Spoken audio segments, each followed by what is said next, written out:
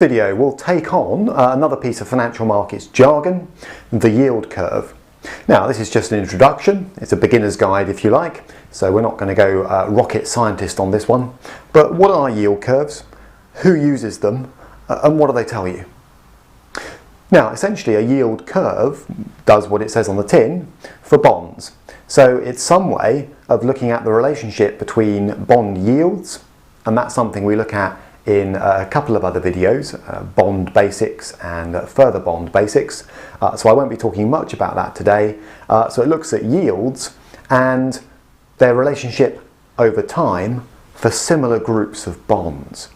And essentially, it can be a way of reading what the bond market is thinking about the economic climate on a graph. It's not foolproof, but that's one of the ways it's used. It's a kind of snapshot of what bond markets think about the economic environment and what might be about to happen next. Okay, so how does that work? Well, in a nutshell, a typical curve is built on a graph. So we're going to have two axes, let's say, like most graphs do, time and yield. Now, I should just stress, yield curves look at what's called the total yield on bonds. So when you look up a bond price in, say, the FT, you'll find there's a column with FY, flat yield, income yield. That's not the one we're talking about here. That just looks at the income return on a bond.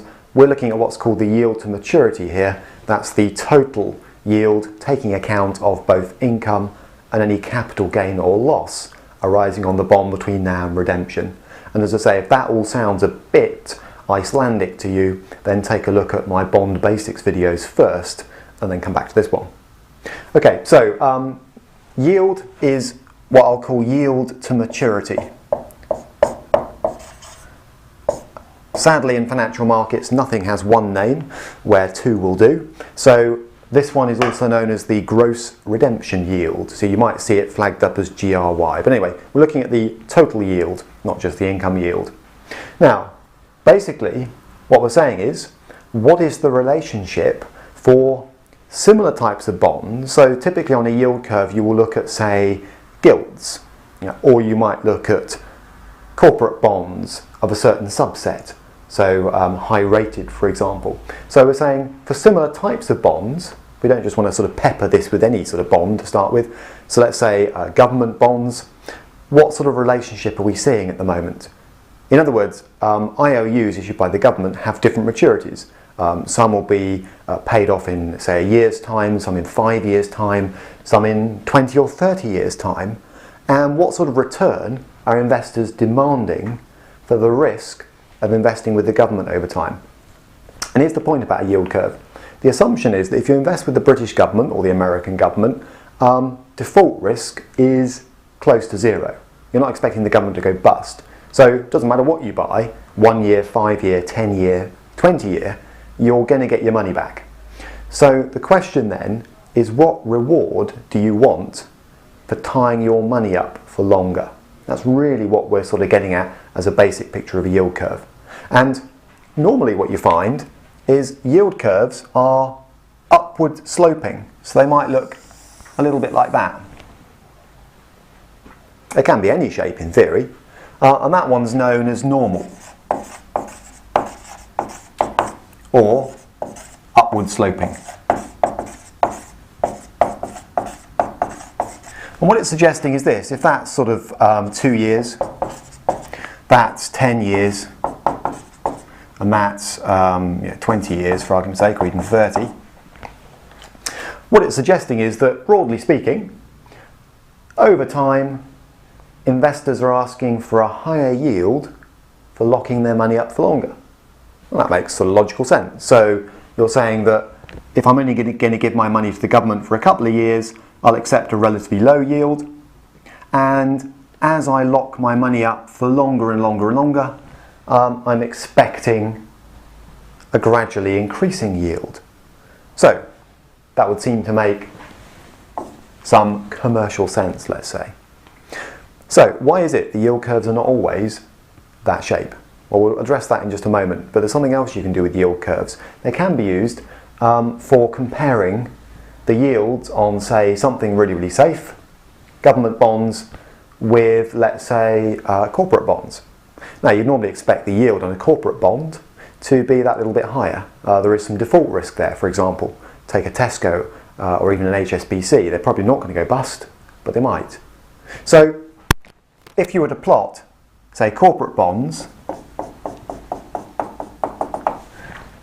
over the top, you might find the line is slightly higher. Wouldn't necessarily be exactly like that as a sort of mirror image, but you get the idea. The line might be slightly higher, and the gap, so in other words, the expected return is that little bit higher for both short, medium and long dated bonds, and the gap, just another bit of jargon, that gap there is known as a spread. So, I know this isn't terribly scientific, I'm not putting many numbers up today, but just more jargon really to be aware of when people talk about a corporate bond having a spread over gilts. What they're saying is, for a particular maturity, perhaps a mid-length bond, for example, around the sort of 10-year mark, there is a gap between the return investors demand for investing in, say, Tesco, as opposed to investing in the nearest equivalent government bond. So, essentially, that spread is normally positive, and it can widen or narrow. This is really just jargon. Now that, you might have guessed correctly, just suggests that this can change. So as the perception of relative risk, for example, between Tesco and the UK government changes, so that gap can either narrow or widen. So that's just another piece of jargon to be aware of. In the US, the benchmark, if you like, is a treasury. It's the equivalent to a gilt in the UK. So you hear American bonds being talked about in terms of the spread over treasuries. Okay. The other point to bear in mind, of course, is that this could be, for example, the US, and that could be, for argument's sake, some Eurozone country in a little bit of trouble, Greece. Quite a big spread at the moment between those two, because the US government is considered relatively safe, discounting the fact that S&P put a warning on it recently, whereas Greece is obviously in a bit of trouble. So the gap there between Greek bonds and US bonds with similar characteristics is a very wide one at the moment. Okay, so there's sort of one use of yield curves. Now, to go back to my point about the shape, is it always upward sloping? And the answer is no, not necessarily. So just be aware that the bond vigilantes sometimes signal their disquiet with the market as follows. An inverted yield curve, this is a simplification, it wouldn't be a straight line like that, but you get the idea. An inverted yield curve is one where essentially the pattern is downwards over time. So left to right, yields appear to be falling. And that intuitively doesn't at first glance make much sense. So you're actually saying that what's happening is, for locking my money up with, say, the government for 20 years, I'm being offered, a lower yield than just for 2. What's going on there?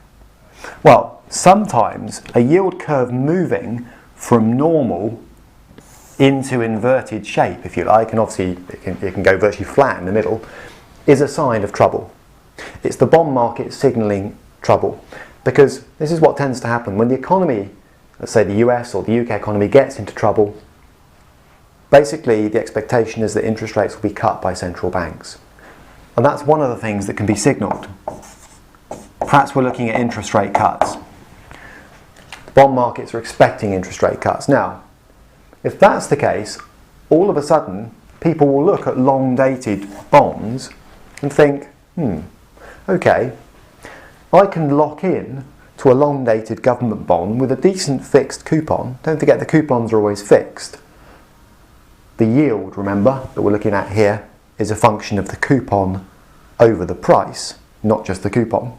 So I can lock in to a long-term government bond with a decent coupon in an environment of falling interest rates. So central banks cutting, and that meaning that my deposit in the bank earns less and less and less and less. So maybe suddenly I'm attracted by long-term government bonds because of the reasonably high fixed coupon, so I start buying them, which drives the price up and compresses the yield. Because don't forget, the yield is the return over the price. That's what a yield is. So if people start piling in to long-term government debt, price rises, yield gets squashed, and they're doing it because they're thinking, well, in an environment of central banks cutting interest rates, I want the high fixed, relatively safe yield on a government bond. Okay, so almost I'm prepared to overlook the fact that I'm locking my money up for longer in the search for a decent coupon. There are other reasons too. That's just one, but that's one reason. For example, when the yield curve did invert relatively recently, people also asked the question, is it a sign that the economy is in trouble, interest rate cuts coming up, or is it simply supply and demand? For example, if there are not many long-dated bonds around issued by the government, pension funds have a problem because they like to hold quite a few of them. So if there's a shortage of gilts, after all it is a supply and demand thing, this in operation after all, if there's a shortage of a particular gilt, say long-dated, pension funds are going to tend to pile in, drive the price up and drive the yield down anyway. So there's no magic formula here. You can't say, a low yield over here signals that bond vigilantes are pessimistic about the outlook. It may simply be that there isn't enough supply to meet demand at a certain part of the curve or in a certain part of the market. And for that reason, you can get sort of kinks. To suggest it's just a line like that is a bit of a simplification. It might wobble a bit at certain places to reflect that supply and demand imbalance. So, in a nutshell, yield curves, very common piece of jargon. Essentially, it gives you a snapshot picture of what investors expect over time and the kind of yields they're demanding on, let's say, government bonds, although it can be constructed for other bonds, such as corporate bonds. Normal is upward sloping, and that simply reflects the fact that over time you tend to ask for a higher return. However, the whole thing can invert, and then you need to ask the question, why, and how long will it last? And finally, don't forget that yield curves can be one way to read off what's called a spread. If you hear that piece of jargon being used, spread over treasuries, spread over gilts, it just means that there is a gap between a benchmark bond and the one that's being discussed, and depending on economic conditions, that gap can either widen or narrow.